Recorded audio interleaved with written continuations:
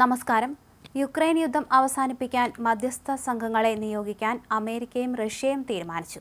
റിയാദിൽ നടന്ന യോഗത്തിൽ അമേരിക്കൻ വിദേശകാര്യ സെക്രട്ടറി മാർക്കോ റൂബിയോ, റഷ്യൻ വിദേശകാര്യമന്ത്രി സെർഗെയ് ലാവ്റോവ് എന്നിവരാണ് ഈ തീരുമാനം എടുത്തത്. എല്ലാ പക്ഷങ്ങൾക്കും സ്വീകാര്യമായ വിധം യുക്രൈനിലെ സംഘർഷത്തിന് സ്ഥിരവും സ്ഥായിയുമായ പരിഹാരം കാണാൻ ഉന്നതതല സംഘങ്ങളെ നിയോഗിക്കാനാണ് റൂബിയോയും ലാവ്റോവും തമ്മിൽ ധാരണയായത്. US വിദേശകാര്യ വക്താവ് ഡാമി ബ്രൂസാണ് ഇക്കാര്യം അറിയിച്ചത്.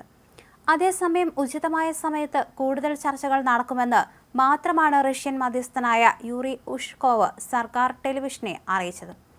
ഭാവിയിലെ സഹകരണത്തിനുള്ള അടിത്തറയിടുകയാണ് ചെയ്തതെന്ന് US വിദേശകാര്യ മന്ത്രാലയം വ്യക്തമാക്കി. സുപ്രധാനമായ ചുവടുവയ്പ് എന്നാണ് ഇരുപക്ഷവും ചർച്ചകളെ വിശേഷിപ്പിച്ചത്. കഴിഞ്ഞ ആഴ്ച ഡൊണാൾഡ് ട്രംപും വ്ളാഡിമിർ പുടിനും തമ്മിൽ ഫോണിൽ സംസാരിച്ചതോടെയാണ് സംഘർഷ പരിഹാരത്തിന് കളമൊരുങ്ങിയത്.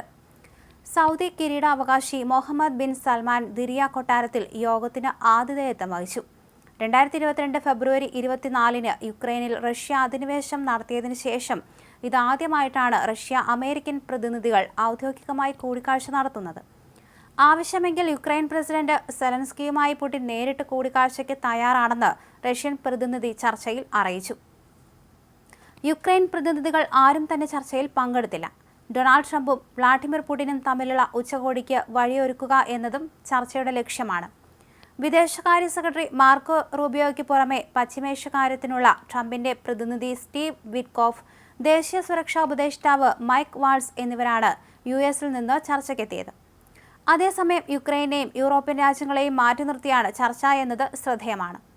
യുക്രൈൻ സമാധാന ചർച്ചയിൽ യൂറോപ്യൻ പ്രതിനിധികളെ ക്ഷണിക്കാൻ കാരണം കാണുന്നില്ലെന്നാണ് ലാവ്റോ നേരത്തെ പറഞ്ഞിരുന്നത്. യുക്രൈൻ യുദ്ധം തുടരാൻ ആഗ്രഹിക്കുന്നവരാണ് അവരെന്നും അദ്ദേഹം ആരോപിച്ചു.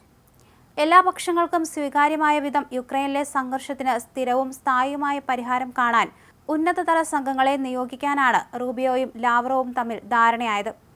US വിദേശകാര്യ വക്താവ് ഡാമി ബ്രൂസാണ് ഇക്കാര്യം അറിയിച്ചത്.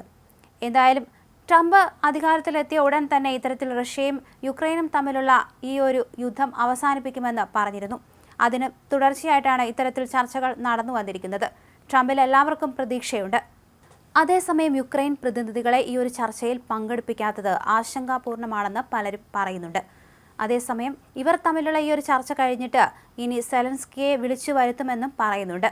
പ്രശ്നപരിഹാരത്തിന് തന്നെയാണ് ട്രംപ് പുടിനുമായി കൂടിക്കാഴ്ച നടത്തിയത് എന്ന് തന്നെയാണ് പറയപ്പെടുന്നത്. കഴിഞ്ഞ ആഴ്ച ഡൊണാൾഡ് ട്രംപും വ്ളാഡിമിർ പുടിനും തമ്മിൽ ഫോണിൽ സംസാരിച്ചതോടെയാണ് സംഘർഷ പരിഹാരത്തിന് കളമൊരുക്കിയിരിക്കുന്നത്. ഭാവിയിലെ സഹകരണത്തിനുള്ള അടിത്തറയിടുകയാണ് ചെയ്തതെന്നാണ് US വിദേശകാര്യ മന്ത്രാലയം ചർച്ച കഴിഞ്ഞ് വ്യക്തമാക്കിയത്.